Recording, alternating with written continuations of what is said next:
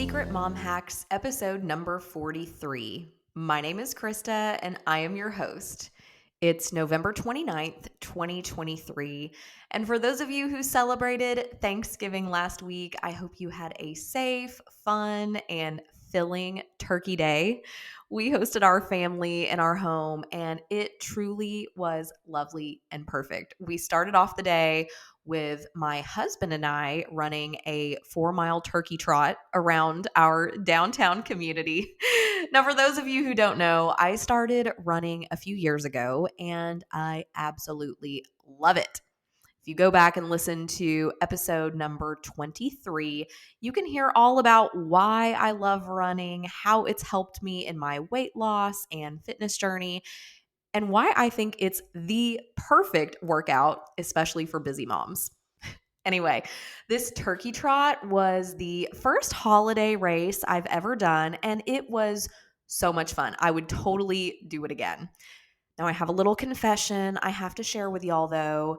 Back in the summer, I decided I was going to train for a marathon. So I've really been ramping up my mileage over the last few months and weeks. And now I've never ran a marathon before, but I did my first half marathon back in October, right before Halloween, and it was an absolute blast. Y'all, I felt victorious crossing that finish line. I really enjoyed training for that half marathon and just had fun in that race. We'll fast forward a few weeks to the first week of November, and I did an 18-mile run as part of my marathon training. And the day after that, started having pain in my right foot, like someone was stabbing their thumb between my heel and my foot arch. Long story short, I've developed plantar fasciitis and it is not fun. This is the first running injury I have sustained, and it is not for the faint of heart. So, the marathon I registered for and that I have been training so hard for is actually this weekend. It is this Saturday, December 2nd, and I'm really sad to share that I've decided to back out of it. Now, I'm usually pretty stubborn and stick with things when I make a commitment, but this foot pain is no joke. And I do not want my first marathon experience to be tainted with that and to be in pain the whole time. Running a marathon is painful and strenuous enough in and of itself, much less to be dealing with plantar fasciitis. So I am taking the month of December off from any long runs to focus on taking it easy and healing my foot. That's going to be really difficult for me because I love running so much and I look forward to my runs every week. I usually run 2, 3, sometimes 4 times a week. On average, probably about 3 times a week. So this is going to be hard for me these next couple of weeks to take off and back off a little bit. But I really want to focus on taking it easy and healing my foot. The Nashville Marathon is in April. So I kind of have my sights set on that. We will see how my foot feels come January.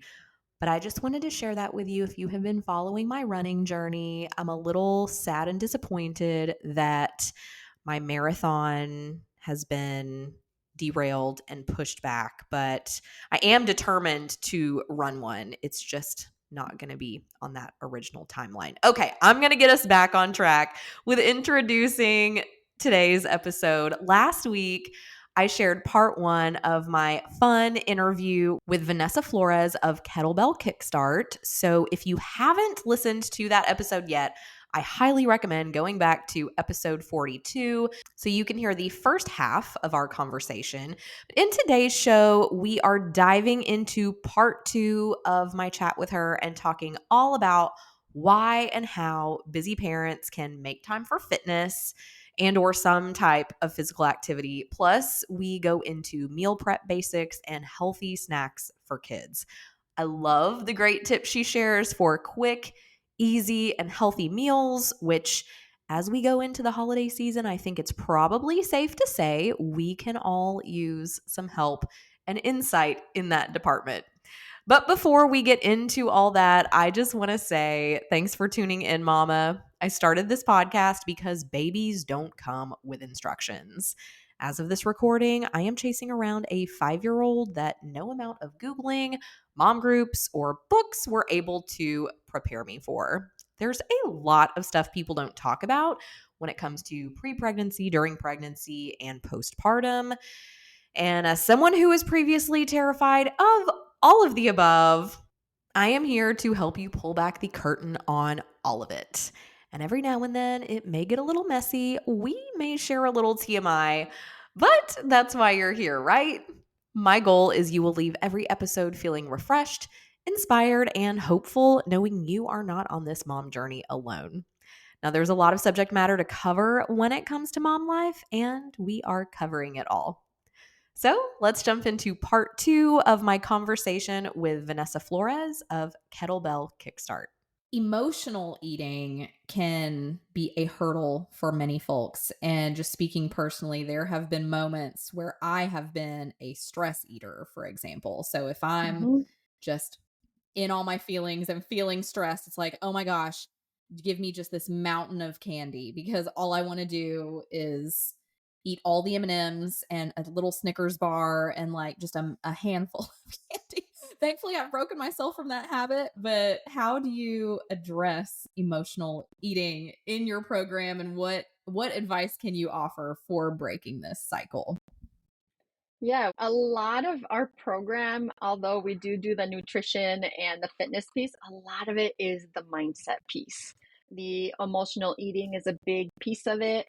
Stress is a big one, right? So we work through different tools that you can practice when you start feeling kind of that blood starting to rise up, right? And trying to keep yourself grounded more often than letting it fizzle up to the top where you just, blow up and just go for the candy and go for anything that's in front of you. So, really, just tools having in your pocket. Like one of them is breathing, where some people think breathing, and it's like just taking deep breaths in and out and focusing on maybe something that like brings you joy, right? It could take 30 seconds. Just when you start feeling that blood boiling, just taking that step back and be like, breathe, focus on something to bring your joy, to calm you down, right? So that's one technique that we have our clients practice, right? Another thing is very simple, but people are like surprised when we tell them, is just giving yourself permission to have a food that you tell yourself you can't. Or you're like, once I stop eating chips and guac, once I start, I can't stop, right? And it's like, well, that's because you're having that mind like, oh my gosh, chips and guac are bad, or, chips and guac, you already have that in your head that you can't stop, instead of being like, you know what? I can have chips and guac and I can enjoy it. And the more that you give yourself permission, the less you're going to want it. I've really been trying to focus on fruit as like my candy almost. When I Mhm. have that sweet craving and I want that candy bar, or I want the chocolate or whatever, then like, okay, just go get a handful of grapes or something. So, but then there are those days where it's like, no, sometimes you just need the chocolate, and it's okay to have a serving size of it. Don't have 3 servings. Just Yeah. eat a little serving size, and maybe don't eat as many carbs in the next meal or whatever. If it keeps coming on your mind, you want that chocolate, just have it. Have it, but like savor it, enjoy it. Like you should be able to tell me like the 5 senses of that piece of chocolate, and that's going to make you satisfied. A lot of people just shove it in their mouth and have no idea what it tastes like. They just say good. And that's when like the mindless eating and the overeating happens. When you feel like, oh, you went from, I just took a little bite from this candy bar, to now the candy bar is gone. Yeah. And you're just, yeah, not even enjoying it. Yes. Well, so speaking of the snacks and the sweets, what are your favorite go-to meals? I know we talked about Taco Tuesday, Mediterranean Monday, but what are your like favorite go-to meals or snacks that are both quick and healthy and satisfying? Yeah, absolutely. Tacos big in my house. My husband's Mexican, so we do just have a, readily available, just, either protein, and it could be chicken, steak, or ground beef, whatever it is. I like to have just some bell peppers sauteed beforehand, and I mean, you just put it in a taco shell, some salsa, and that's really about it. Another thing is my parents from Argentina, so a lot of Italian food is pasta, and I just get Costco pre-made chicken meatballs, and I put the pasta in, put the water in, the sauce in, and I put it all in one pot, and it takes 15 minutes. So you don't even have to like boil the noodles. I put it all together, and it just cooks in like 15 minutes. So like that, and then another thing is, shrimp. They have cooked shrimp already, like a pre-made, just like chopped up different salad. Put that on the plate, put some dressing on it, and super, super simple. I do, if you put it in the like broiler or air broil the shrimp, 5 minutes and it's done. It's cooked like to perfection.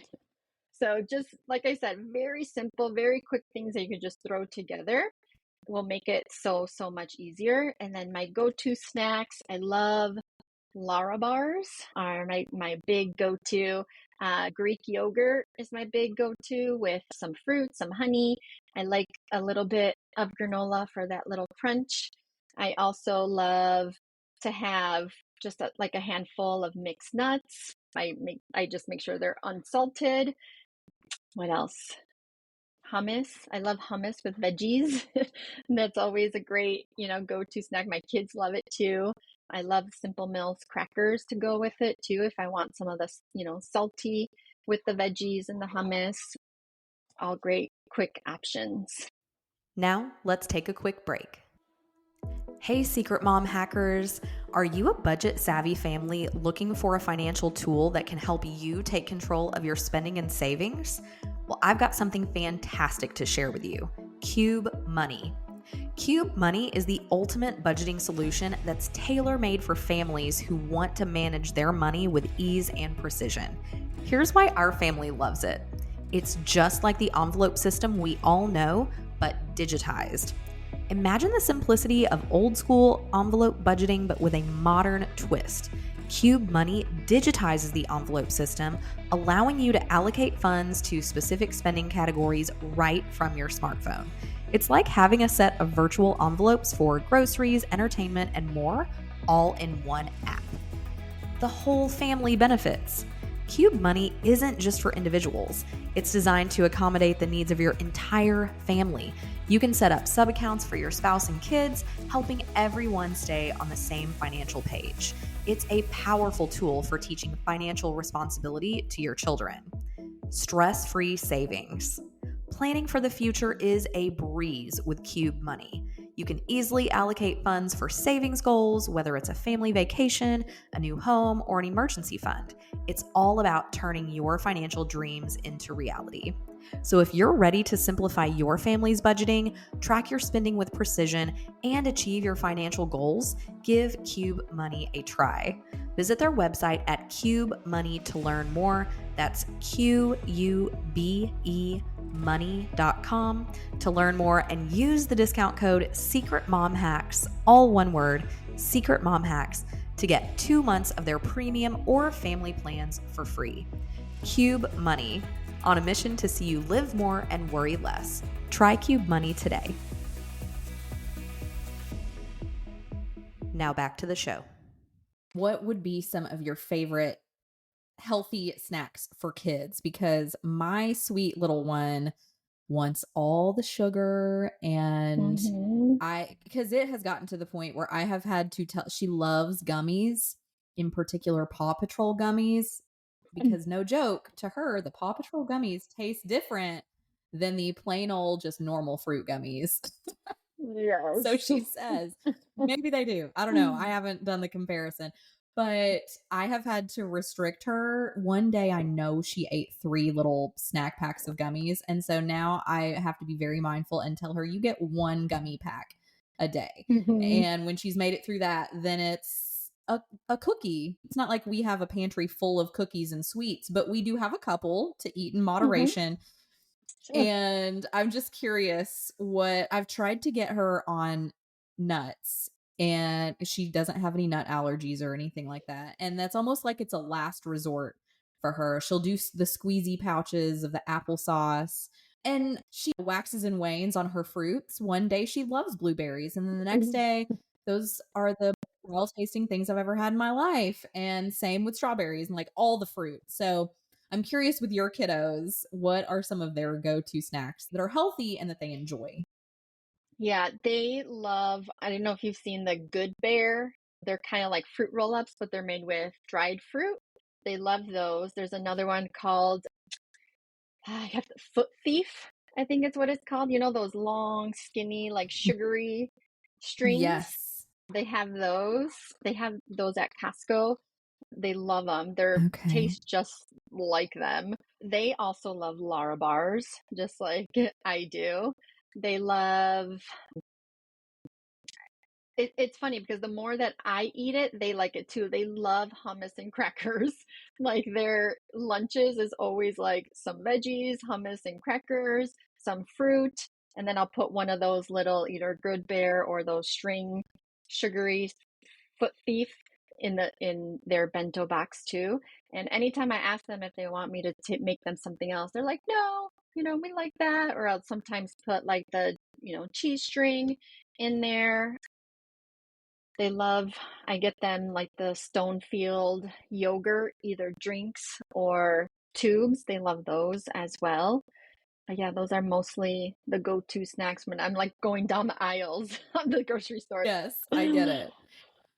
Well, how do you help parents stay motivated and committed to their health and wellness journey in the long term? Again, speaking because I always like to just bring this back to personally because I've waxed and waned over the years, and what I've found now for I've really been focused, even though I had a little hiccup, like in the last 2 years.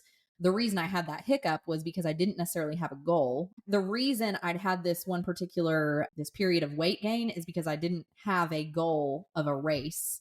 And so I found that I enjoy eating healthier, and of course I feel better. I've had this weight loss goal, but it has helped me to in tandem have a race to prepare for. And so that's what has helped me is just having some kind of goal or a race to work towards. But again, I know not everybody's a runner or has a particular sport or any particular activity like that. So say for the non-runner, or maybe if they're doing kettlebells or whatever, what is it that you would suggest for just helping people stay motivated and committed to just make this not for just this period of time but like a lifelong thing?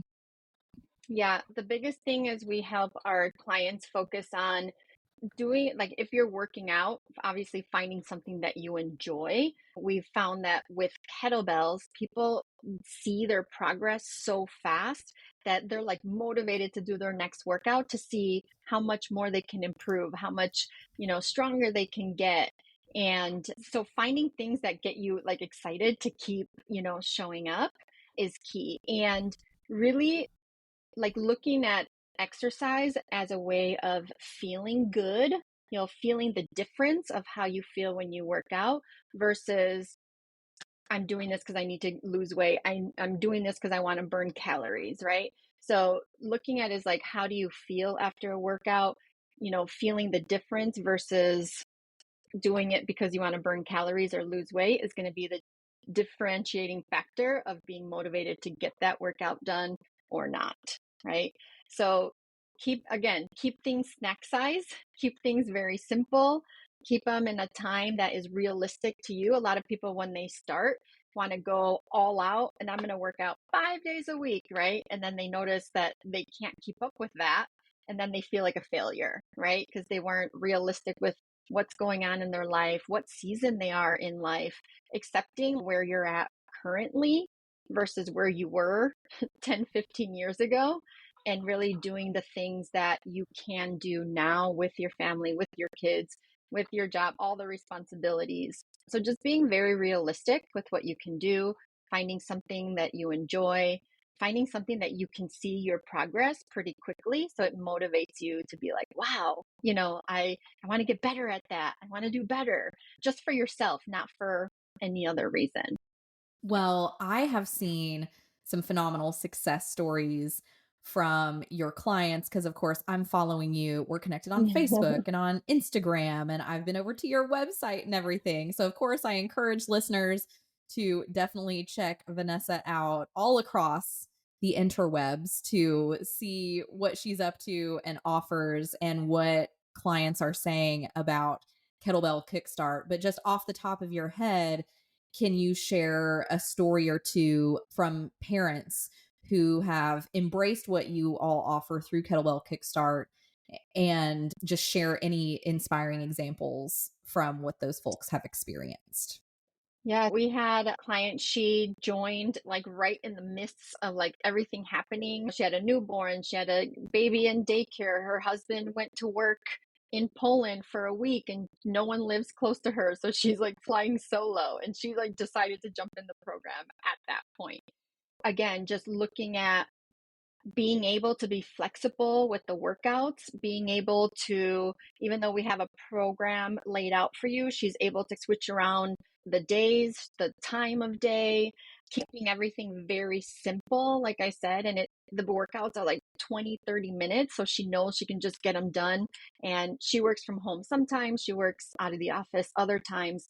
But it's easy for her to be able to add it in when before it was really hard for her either to get to a gym or when everyone's like, wake up earlier. And she's like, well, when I wake up, my kids wake up, which is very true, right?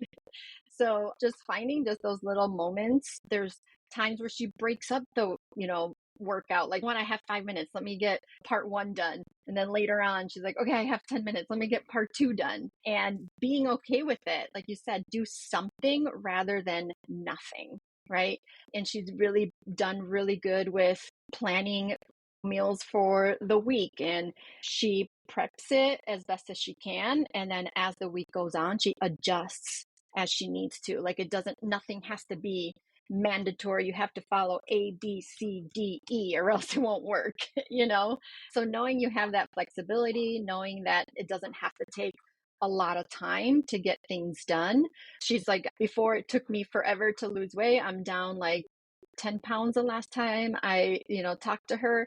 She went to the doctor and the doctor wanted her to lose weight, and I believe her cholesterol or blood pressure was high, so they wanted to bring that down. And just by her incorporating all these small things that add up, she went to a follow up. She's lost weight, her levels have gone down, so she's super, super excited. That's awesome. I know that's one of many awesome stories. Yes. Well, just two questions left, Vanessa. Tell us, how do you keep it all together? I don't. you know, I'm a normal mom like anybody else, right? I have my days where things fly off the seat of my pants, or there are days that I'm prepared, but I just having that routine for myself, like I know that if I don't prep on Sundays, my week is just going to be chaos and I don't want that added stress. So I make myself on Sundays do, prepping as best as I can. My workouts, my husband and I really coordinate with each other. I typically work out. He drives the kids to school. That's when I work out, and then I pick them up afterwards. So just really finding a balance of, if you can find support, coordinate that. Like I said, it has to fit your lifestyle and it has to fit your schedule in order for it to work long term.